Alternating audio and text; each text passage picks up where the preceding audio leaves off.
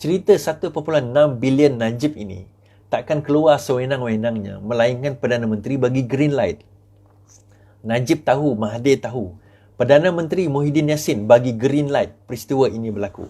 Konon-kononnya AG dikatakan menunggu SPRM menunggu keputusan daripada AG untuk juga melakukan siasatan kepada Muhyiddin Yassin. Itu sebenarnya smoke screen je. Dia tak akan buat siasatan kepada Muhyiddin Yassin sebagai Perdana Menteri.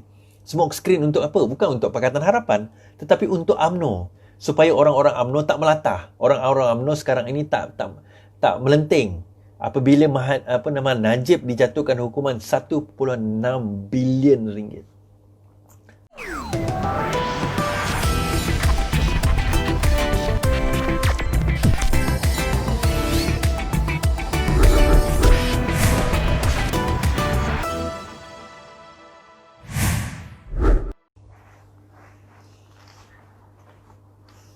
Assalamualaikum warahmatullahi taala wabarakatuh. Selamat sejahtera. Salam reformasi, selamat beristirahat.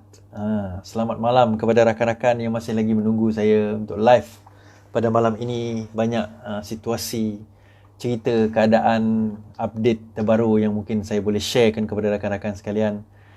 Terima kasih kerana masih menonton saya pada malam ini. Terima kasih juga kepada rakan-rakan yang bersama dengan kita. Terima kasih. Ada yang menunggu, bertanya live ke tidak malam ini. InsyaAllah kita live. Tempat kita agak lain sebab saya kena tukar tempat disebabkan oleh beberapa peristiwa yang berlaku dalam masa minggu ini saja, dalam masa beberapa minggu ni, di bawah kerajaan pengkhianat nasional ini. Intimidasi kepada mereka-mereka yang menentang kerajaan sudah mula berlaku. Hari ini saya mendapat berita bahawa Aiman Shawki, salah seorang ahli kita juga ditahan polis hari ini. Kemudian saudara Mustafa Mansur juga esok adalah perbicaraan beliau di Jalan Duta. Perbicaraan beliau di Jalan Duta berkenaan dengan kes di bawah Seksyen Multimedia.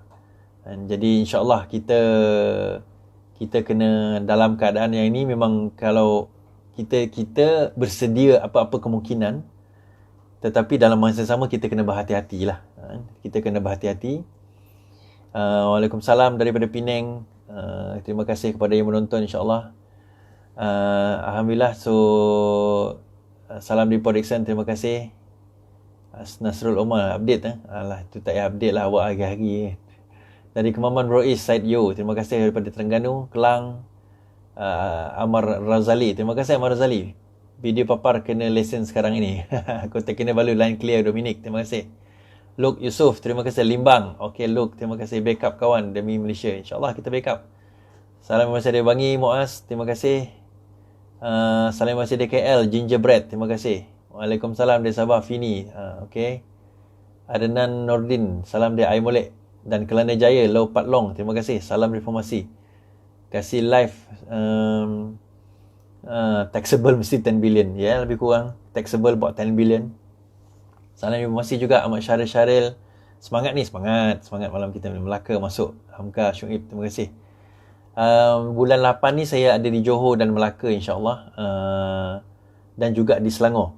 Tapi tempat, masa dan bila tu untuk grup Bina Negara saya akan confirmkan nanti. Tapi saya akan ada di KL Selangor dan saya akan berada di Melaka serta Johor. Bila masa, keadaan dia bila, bagaimana, di mana, itu saya akan inform sebab itu bergantung kepada mereka yang arrangekan program saya. Negeri Sembilan, Emily Johnson, terima kasih. Lawan tetap lawan, Rosita Ramlan, Kak Ita, okey. Iskandar Putri, Zita Zanita, terima kasih.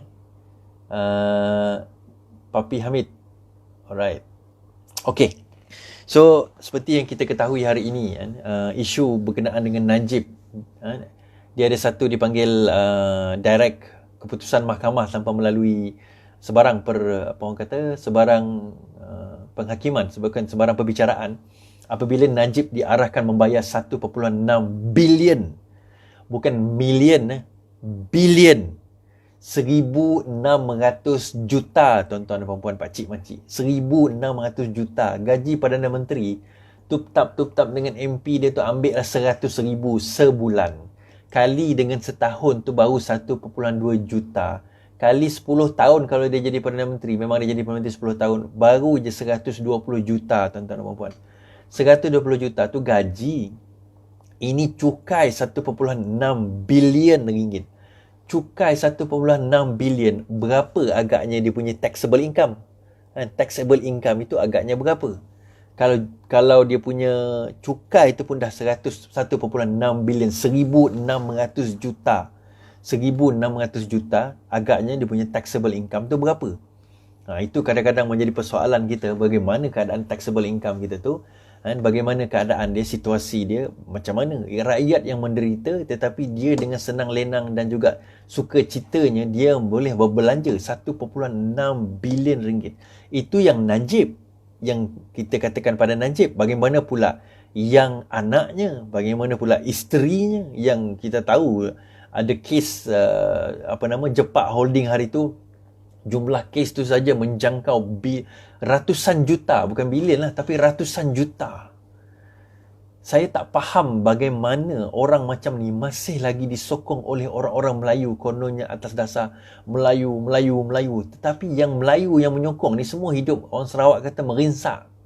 Merinsak ni hidup merana, kerja tak ada, duit tak cukup, bayar hutang itu, hutang ini. Tapi sokong, ya Allah, sokong sampai mati tuan-tuan dan puan. Oh, tak apalah Najib songlap duit tu, dia bukan orang lain, orang Melayu juga. Kepala bana kau Melayu lah. Kalau sekiranya perangai macam tu, sikap macam tu, sampai bila negara kita takkan maju selagi mana ada koruptor-koruptor yang ada di dalam negara. 1.6 bilion, kita tak ada soalan ke kita nak tanya? Dari mana dia dapat duit tu? Bagaimana dia mendapatkannya? Bagaimana gaji seorang Perdana Menteri yang mungkin hanya 120 juta dalam masa 10 tahun, tetapi dia boleh mempunyai taxable cukai tertunggak 1.6 bilion ringgit. Taxable-nya 10 bilion kot. Lebih daripada tu, kita tak tahu. Rumah dia dijumpai 100 juta ringgit tunai dijumpai di dalam rumahnya. Emas, jongkong emas 100 kilogram. 100 kilogram. Kalau nilai sekarang dia lebih kurang 2 juta ringgit, tuan-tuan. Macam mana seorang yang kononnya memperjuangkan Melayu, ini dia jual Melayu, dia jual agama je. Dia jual Melayu, jual bangsa. Tapi hujungnya semua projek. Dia yang dapat ambil projek daripada dia siapa? Dia tawarkan projek bilion-bilion, dia dapat daripada mana? Persoalan-persoalan ini yang sepatutnya kita tanyakan. Sebab itu saya nak shout out kepada kawan saya, saudara Mustafa Mansur esok. Saya sebut tadi bahawa perbicaraan beliau akan berlangsung di Jalan Duta, Mahkamah Jalan Duta. Kalau siapa yang ada di berdekatan Mahkamah Jalan Duta, tolong pergi sana buat solidariti di Mahkamah Jalan Duta. Lebih kurang dalam pukul, saya rasa pagi lah. Biasanya mahkamah ni pukul pagi. Jadi apa salahnya kita bercerita sekarang ini tentang benda ini? Namun kita diintimidasikan. Diintimidasikan oleh siapa? Diintimidasikan oleh kerajaan pengkhianat nasional. Tetapi kita kena ingat, bukan saya saja, bukan rakan-rakan saya saja, bukan kawan-kawan saya saja diintimidasikan, tetapi orang dalam UMNO sekarang ini pun diintimidasikan, terutama pimpinan-pimpinan UMNO. Cerita 1.6 bilion Najib ini takkan keluar sewenang-wenangnya, melainkan Perdana Menteri bagi green light. Najib tahu, Mahathir tahu. Perdana Menteri Muhyiddin Yassin bagi green light peristiwa ini berlaku. Konon-kononnya AG dikatakan menunggu SPRM menunggu keputusan daripada AG untuk juga melakukan siasatan kepada Muhyiddin Yassin. Itu sebenarnya smoke screen je. Dia takkan buat siasatan kepada Muhyiddin Yassin sebagai Perdana Menteri. Smoke screen untuk apa? Bukan untuk Pakatan Harapan, tetapi untuk UMNO, supaya orang-orang UMNO tak melatah. Orang-orang UMNO sekarang ini tak melenting apabila Najib dijatuhkan hukuman 1.6 bilion ringgit. 6 bilion ringgit aja. Itu petanda apa sebenarnya 1.6 bilion ini? Petanda nak bagi tahu Najib bersiap sedia untuk menghadapi Sungai Buloh kalau anda tidak mahu mengikut terma kami. Apa yang saya kata, ada orang kata kepada saya, kau ni ada saka ke? Apa yang kau cakap tu betul? Ada orang di dalam UMNO sendiri kata benda tu betul, dia kata. Dia bukan masalah ada saka, tuan-tuan dan puan-puan. Ini masalahnya bila kita melihat secara logik sesuatu perkara, kita akan nampak bahawa permainan ini adalah permainan untuk take over UMNO. 1.6 bilion sudah diputuskan. Kalau dia tak boleh tunai, tak boleh bayar 1.6 bilion, apa jadi pada Najib? Pernah kita persoalkan benda tu tak? Kalau seseorang tidak mampu membayar teks, cukai, as good as dia sudah didapati bersalah dan masuk penjara, dia mampu ke nak bayar 1.6 bilion ringgit tu dalam keadaan dia tak berkuasa sekarang ni? Dalam keadaan dia tak berkuasa sekarang ni, mampu tak dia bayar 1.6 bilion ringgit? Million saya percaya. 160 juta pun saya percaya. Tetapi 1.6 bilion ringgit dalam keadaan dia tak berkuasa, I don't think dia mampu untuk bayar. So kalau dia tak mampu bayar, mengikut akta yang berkaitan dengan LHDN, apa akan jadi kepada Najib? Kalau dia didapati dimasukkan dalam penjara lebih daripada 2 tahun kalau kerana tidak mampuan dia membayar, atau denda lebih daripada RM2,000, maka PRK di pekan akan berlaku. PRK di pekan akan berlaku. Kenapa benda ini didedahkan sekarang, tuan-tuan dan puan-puan? Tujuannya adalah untuk mengugut UMNO. Tujuannya adalah untuk melumpuhkan UMNO. Tujuannya adalah untuk menghancurkan UMNO. Sekarang ini politik Muhyiddin, politik Mahathir, politik Azmin adalah politik untuk menghancurkan UMNO. UMNO jangan berbangga sangat. PAS tak payah ceritalah. PAS ni saya boleh ibaratkan sebagai anjing kurap di tepi jalan je. Saya guna perkataan tu, anjing kurap di tepi jalan je. Tak guna. Tak ada nilai pun. Di mata PN dia tak ada nilai, di mata Najib, di mata BN dia tak ada nilai, di mata UMNO dia tak ada nilai, di mata Muhyiddin pun dia tak ada nilai. PAS ni sebenarnya pengacau je. PAS ni pengacau. Tak ada pun tak memberi manfaat, tak ada lagi bagus. Dia sekarang ni dia berguna lah. Tapi bila mana pilihan raya nanti, PAS ni antara orang yang pertama akan disingkirkan. So dalam situasi yang kita ada sekarang ini, bagaimana keadaan, bagaimana situasi, bagaimana kita hendak menghadapi pilihan raya yang akan datang ini dalam keadaan UMNO sekarang ini berada di hujung tanduk sebenarnya.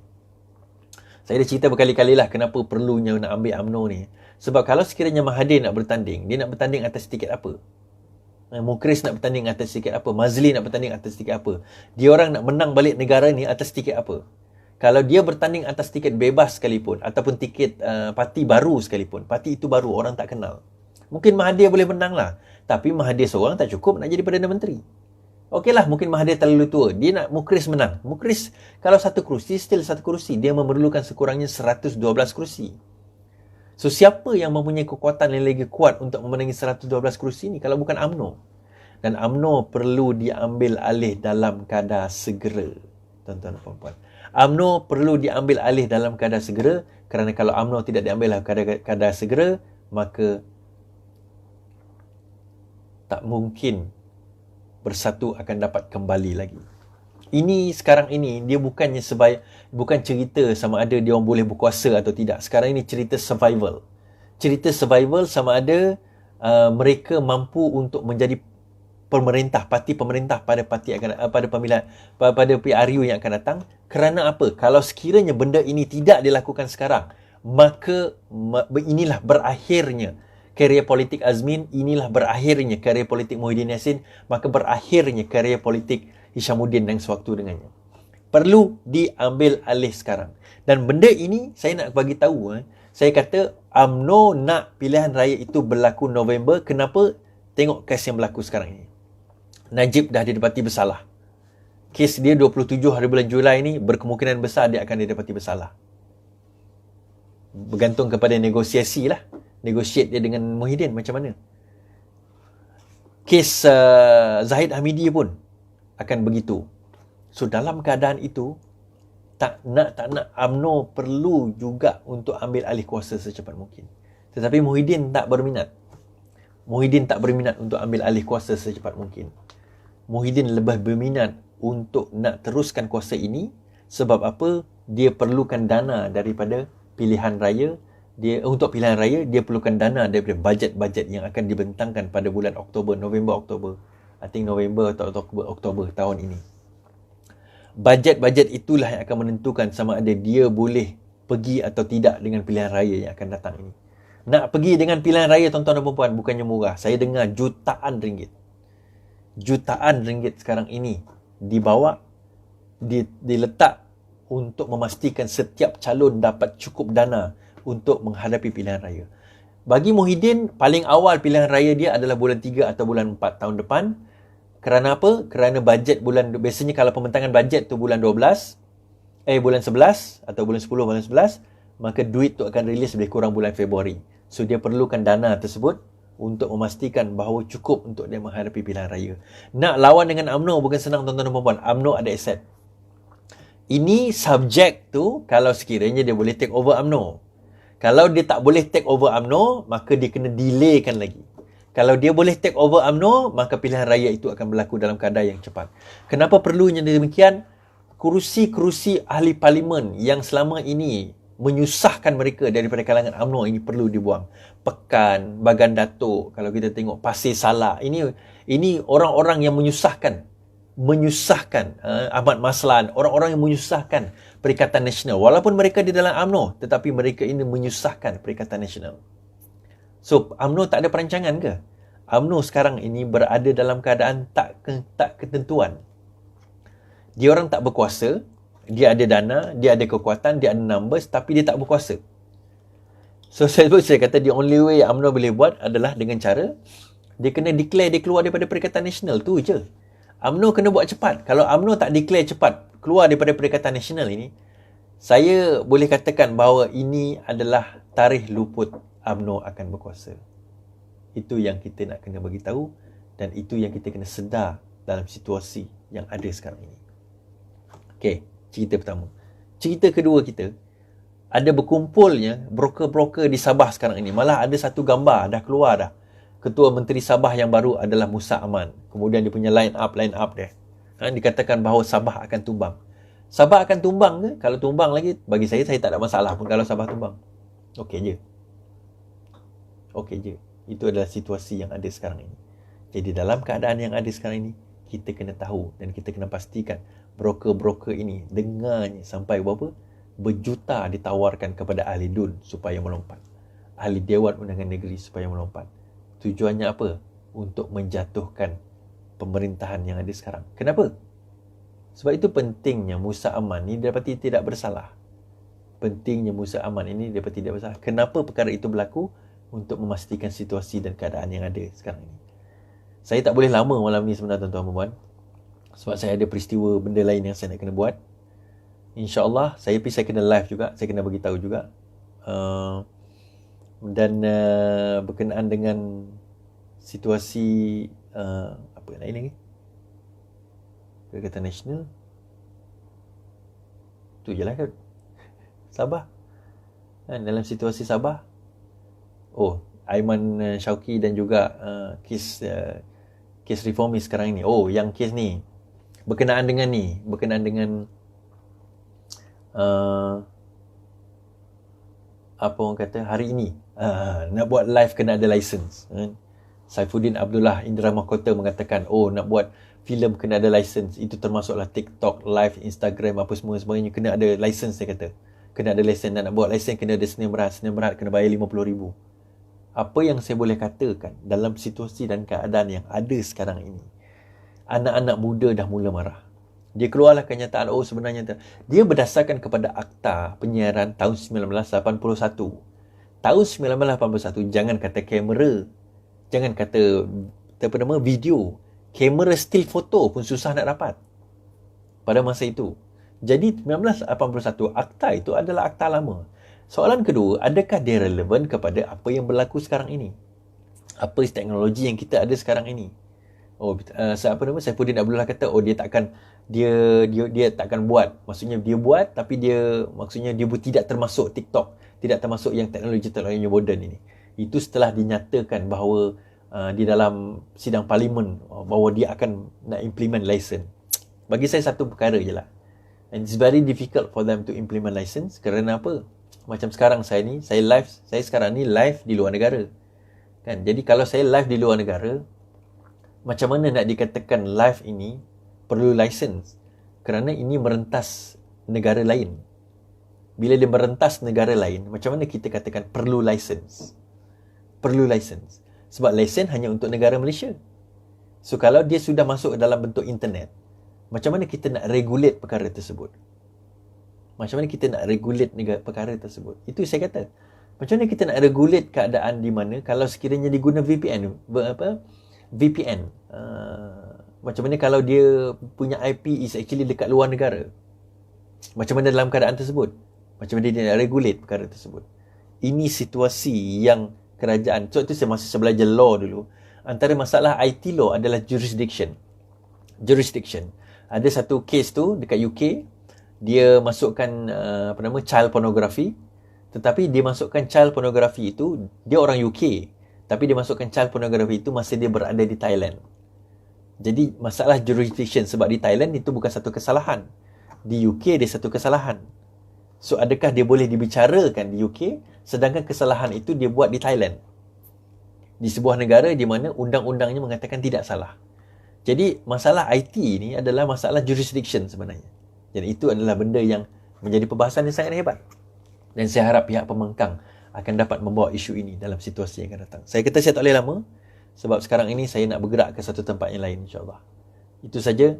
Saya doakan kesejahteraan dan dipermudahkan sahabat saya, Saudara Mustafa Mansur, esok di Jalan Duta dalam menghadapi kes beliau, dan juga sahabat-sahabat kita diselamatkan. Dan saya nak bagi tahu bahawa kita berada dalam situasi di mana kita sekarang ini sedang diancam oleh rejim-rejim Perikatan Nasional, pengkhianat nasional ini, dan mereka akan menjadi lebih kejam daripada Barisan Nasional. Takut? Kalau takut mengambil risiko, usah bicara soal perjuangan. Selamat malam. Assalamualaikum warahmatullahi wabarakatuh. Lawan. Tetap lawan. Assalamualaikum.